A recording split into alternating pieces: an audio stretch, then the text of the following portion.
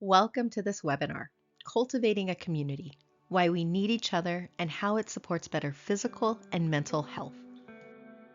When the LA fires hit in early 2025, neighbors pooled together. Mutual aid networks made up of volunteers within the community to support each other had already been in place to meet specific community needs.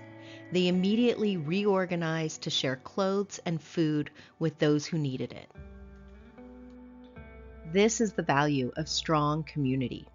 Research shows that communities where neighbors know and help each other are more resilient in the face of natural disasters.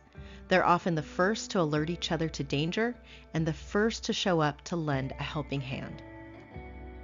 On a personal level, healthy communities support our physical and emotional health. This nurtures resilience in the face of life's challenges. Those who have strong community connections have a lowered chance of infectious diseases, including catching a common cold and the flu. They have lower rates of coronary artery disease, hypertension, type 2 diabetes, dementia, anxiety, depression, even lower rates of suicide. But there's a disconnect. Studies show a deep longing for community even as our ties to each other are fraying. Just 16% of Americans felt attached to their local community, according to one broad 2016 study. Without consciously taking action to nourish our connections, they can feel fleeting and meaningless. We can end up feeling lonely and disconnected. Lack of community is in large part due to societal and structural changes that keep us separate. Consider, do you live in an area that is walkable, or do you have to drive to spend time with others? Do you have a local library and parks that create spaces for connection, or are you surrounded by mini malls? Walkable neighborhoods and community spaces encourage connection. When we don't have easy access to this, building community takes more effort. Technology disconnects us. Screen time is another major contributor to isolation and loneliness. We may spend hours online only to leave home and stay glued to our phone around others. When we do, we miss simple acts like smiling at a passerby or seeing the flowers on our path. These moments light up mirror neurons in our brain, giving us a feeling of connection. Unhealthy communities disconnect us. Not all communities we are a part of support our well-being. Unhealthy communities foster an us versus them mentality, leading to mistrust of others. They can also encourage unhealthy behavior. They don't show the same health benefits as healthy communities. Healthy communities share 3 traits that remind us of our interdependence on each other.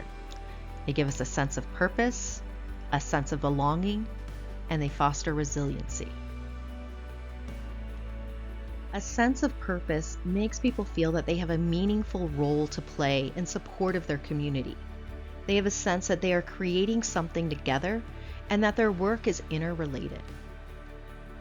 A sense of belonging is not the same as conformity. Conformity requires us to fit in. Belonging makes space for us and appreciates difference.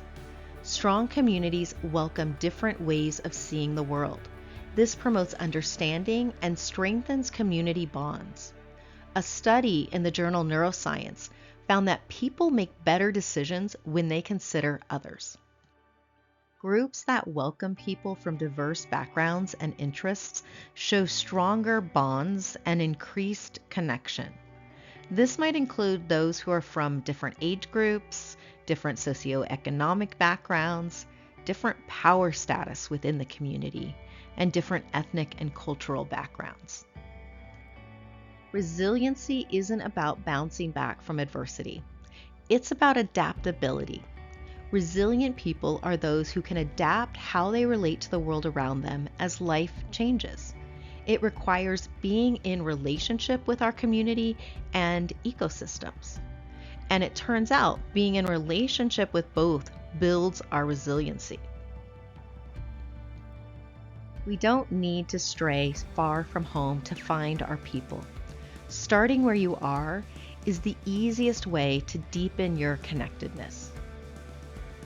Thriving communities can inspire us all.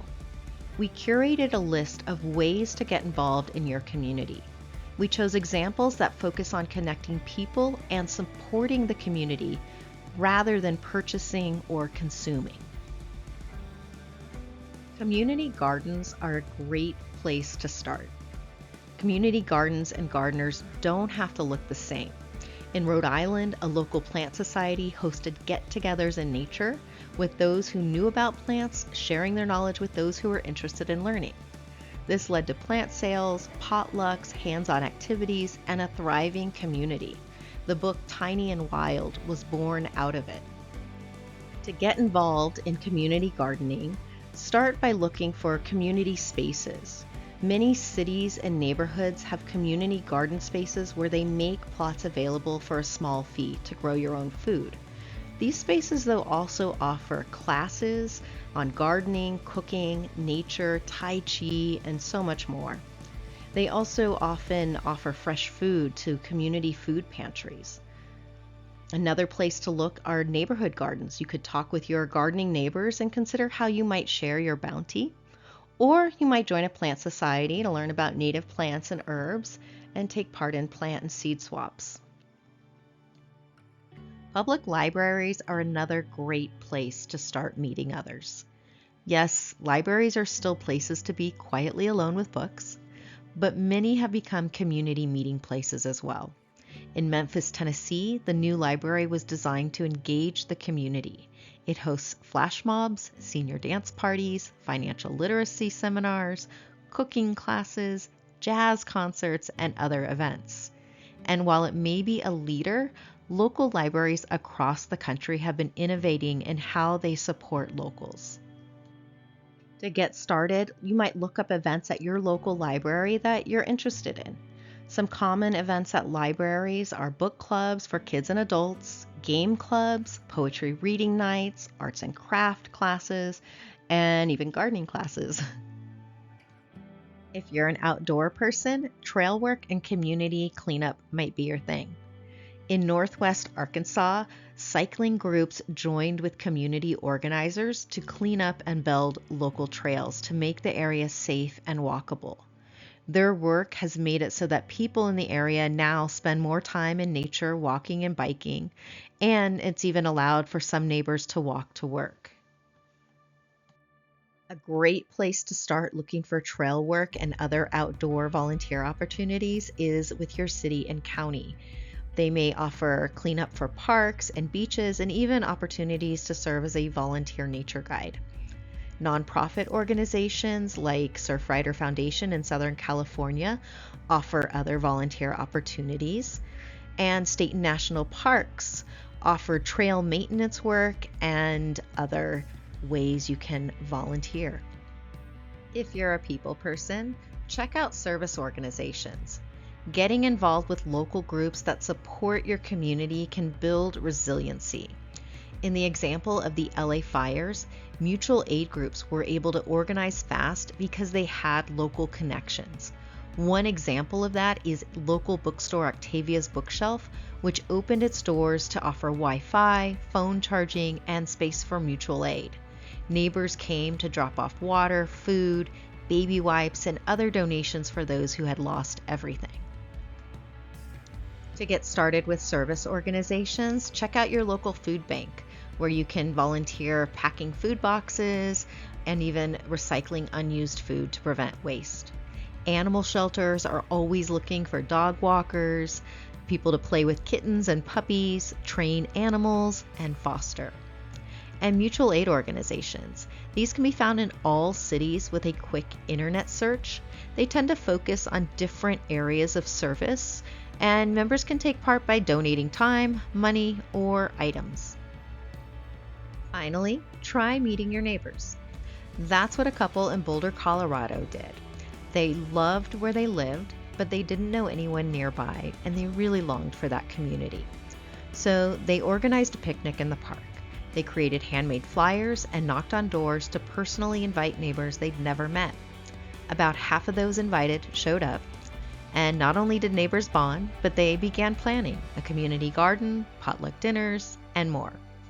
To make these things happen and boost involvement, thoughtful asks were made of interested neighbors, which fostered a sense of purpose and belonging.